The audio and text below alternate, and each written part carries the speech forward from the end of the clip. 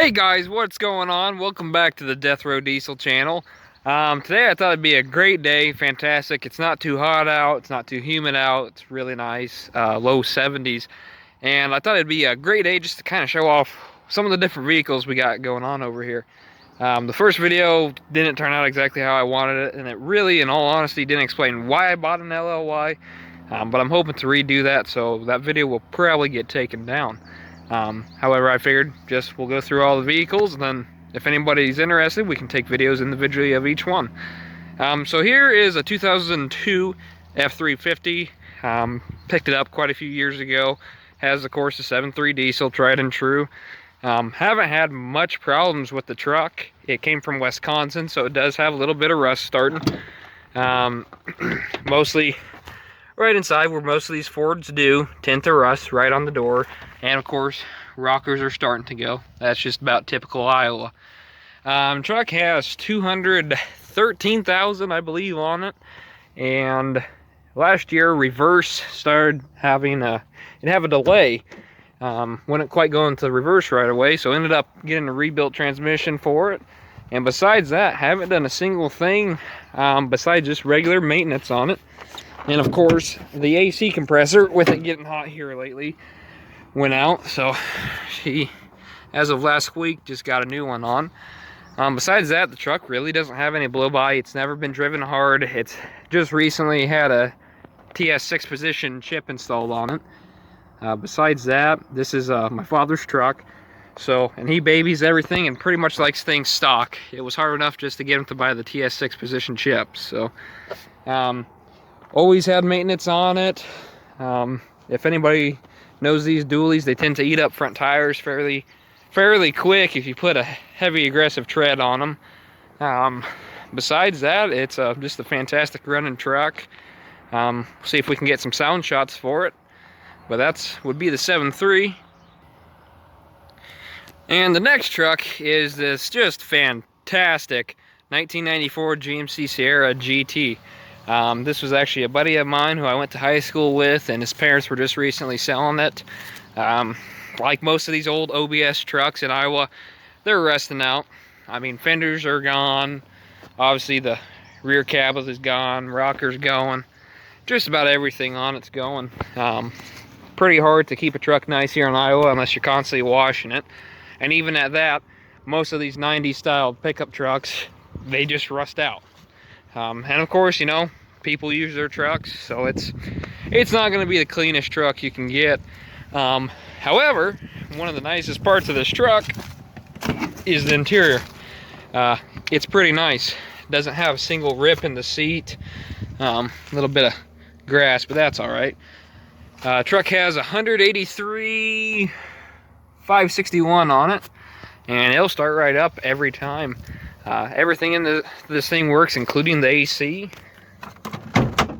and the four-wheel drive. Even the back seat, not a rip in it. So they definitely took really good care of this truck, and I'm doing my best to do the upkeep on it. Bad thing is, once the rust starts, there's not a whole lot you can do at this point. Of course, has the good old air filter lid flip, but just the regular 5.7 350, and pops right off. And the next one is my 2002 LB7 Duramax. I actually picked this truck up for $3,800. Starts right up. Has an injector problem where it has a little haze at idle. Typical LB7, needs some injectors. Two of the injectors balance rates are definitely out. And my saying for Chevy rusting out in Iowa is pretty common. This one has rockers, and of course they're just pretty much gone, and cab corners are gone. The bad thing is, it's about to the point where it's not really worth saving it. It's just more of a drive it till it goes. Tailgate and rear bumper is just completely shot. Tailgate's rusting out like the bottom, like half of them do anyway. So if I do decide to fix it up, probably we'll just throw a new bed on it, and in all honesty, just buy some of the cheaper cab corners that screw on or weld on, and call it good, and just drive the truck really. Inside's pretty decent, except for the regular Chevy rip in the seat. Besides that, it's a fairly clean clean unit, not broken dash like a bunch of them have.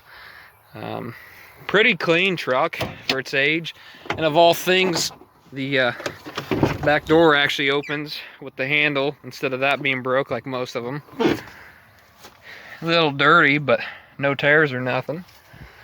And like I said, this is the LB7 truck. I actually prefer the LB7 over the LLY. If you listen to them side by side, you can tell there is a difference.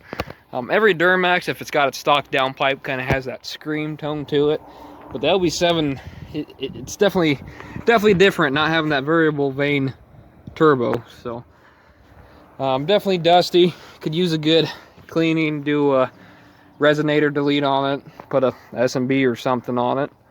But besides that, it's a pretty clean truck. And last but certainly not least is this fantastic 1988 Mercury Grand Marquis that I picked up for $250. This car, picked it up off of an older gentleman. It has 20,000 original miles on it. He lived on a farm, didn't hardly drive it. His wife passed away and the car sat. It was left outside, so of course the top is just sun-baked. But even the vinyl is in excellent condition. Most of these tend to rip up. This one's just dirty, no rips or nothing. So it's pretty nice. Of course the tires are shot on it from sitting for so long. Sat about 10 years. Yeah, if somebody would have been real nice to this thing, put it inside or even tarped it, I think would have made the paint last quite a bit longer. But the inside is really the best part on this thing. Besides that, this doesn't work. But the inside, anyone knows, has super comfy seats, and this thing rides like a pontoon. It's got amazing suspension. But the inside is really nice. Not a single rip in the seat. Real clean car. Let's see if we can get in here. AC even works on the car. Horn works fantastic. And there's about to hit 21,000. I've put about 200 miles on it since I've got it. Even the power windows and the power mirrors work on this car. And where some of these cars had the little 6-cylinder in them, this one actually has a 5.0 V8 in it. Pretty dirty, definitely needs a good power washing underneath the engine bay. But besides that, it's still a V8 that was only 250 bucks. So that's pretty much it for vehicles that I got now. Always getting new things. Probably will get something new tomorrow. Looking at a few other trucks. Looking at a 2007 Duramax. So we'll see if we end up getting anything. Worst case scenario, we'll do some trading with these vehicles. So thanks for watching, guys. I appreciate it. If you subscribe, views are awesome. Feel free to share the videos, and